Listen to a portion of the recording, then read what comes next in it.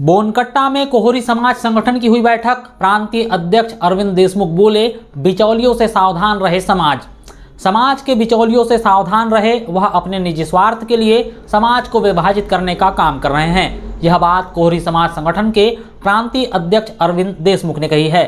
बुधवार को बोनकट्टा में कोहरी समाज संगठन की अति महत्वपूर्ण बैठक रखी गई। बैठक की समाप्ति के बाद प्रांतीय अध्यक्ष अरविंद देशमुख ने चर्चा करते हुए कहा कि समाज बिचौलियों के बहकावे में ना आए।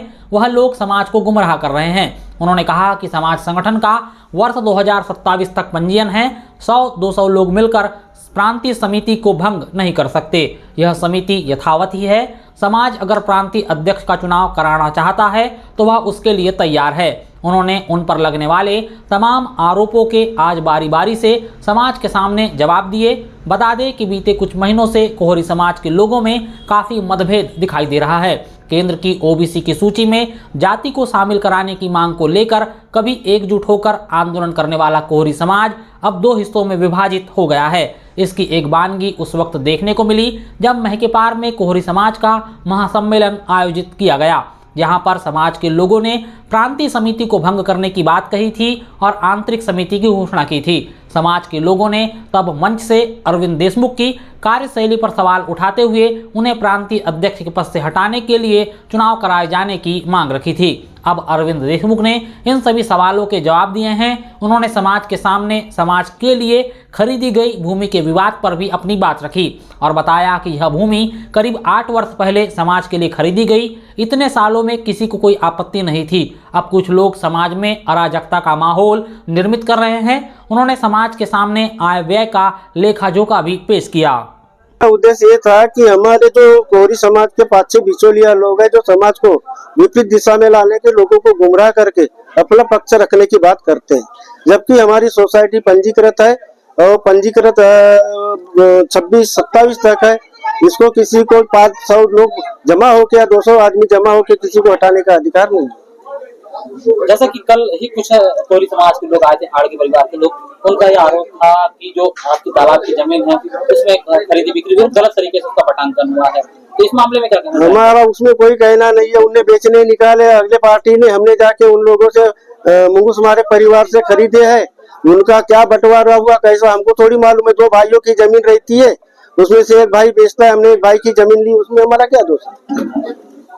जिस तरीके से जैसा कि हम देख पा रहे हैं, अभी कोहरी समाज के ही कुछ लोगों का कहना है कि हम जो प्रांतीय समिति है वो भंग करना चाहते हैं क्योंकि आपका जो कार्यकाल है वो संतोषजनक नहीं है। हमारा कार्य संतोषप्रद है। हमने पिछले बार भी पिछड़ा वर्ग में जाति को लाए। अभी केंद्र में 32 जातियां है जिनका सर्वे नहीं हुआ, कोई एक ही जाति का सर्वे नहीं। हम प्रयासरत है। हमारे विधायक महोदय जी के प्रयासरत से अभी जो सर्वे मध्य प्रदेश शासन से हुआ है और हमारा सर्वे चले गया है। अब हमारी जाति पिछड़ा वर्ग केंद्र में सूची में आ सकती है, आ जाएगी। सबसे सर्वे हुआ है। किसने सर्वे किया है? गवर्नमेंट ने, शासन। तो मतलब समाज को क्या संदेश देना चाहेंगे जब इतना फूट पड़ी हुई है पूरी कोहरी समाज? फूट पड़ी है। गाँव में 1-2 लोग ऐसे बिचौलिया रहते हैं, उनको अपन तो रोक नहीं सकते। बिचौलिया अपना काम करे, हम अपना समाज को लेके हम अपना काम का प्रयत्न करते रहेंगे और अच्छा करेंगे। बोनकट्टा में आयोजित कोहरी समाज की बैठक में पंजीकृत प्रांतीय समिति के सभी प्रमुख 7 पदाधिकारी और स्वजातीय जन शामिल हुए, जहां कोहरी समाज के प्रमुख पदाधिकारियों ने कहा कि समाज को तोड़ने का काम करने वाले लोगों से सभी को सावधान रहने की जरूरत है। समाज इतने वर्षों तक अपनी मांग को लेकर एकजुट होकर संघर्ष करता रहा है। कभी इस तरह की परिस्थिति निर्मित नहीं हुई, लेकिन अब समाज के कुछ लोग अपने निजी स्वार्थ के लिए समाज को गुमराह कर रहे हैं और समाज को बांटने का काम कर रहे हैं। इससे समाज के सभी लोगों को सतर्क रहने की जरूरत है। अरविंद देशमुख ने कहा कि उन पर समाज के लिए कार्य नहीं करने के जो आरोप लगाए जा रहे हैं वह पूरी तरह से निराधार है। उन्होंने कहा कि वह लंबे समय से कोहरी जाति को केंद्र की अन्य पिछड़ा वर्ग की सूची में शामिल कराने के लिए समाज के लोगों के साथ कंधे से कंधा मिलाकर लड़ रहे हैं। पहले कोहरी जाति प्रदेश की ओबीसी की सूची में भी शामिल नहीं थी। जाति को सबसे पहले प्रदेश की सूची में स्थान दिलवाया गया। अब यह लड़ाई केंद्र की सूची में शामिल होने की है।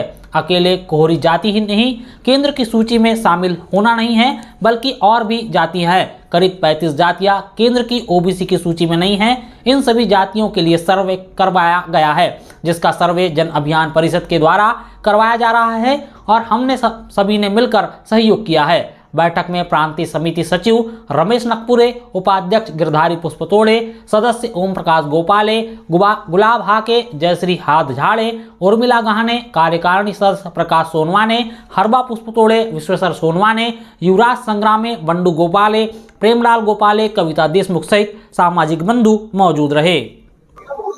ये फूट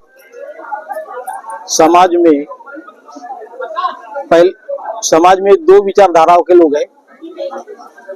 दोनों विचारधारा आज तक सही राह पे चल रही थी, किंतु ये 1-2 वर्ष से ये दोनों विचारधाराओं में टकराव उत्पन्न होने से समाज में बिखराव की ओर जा रहा है।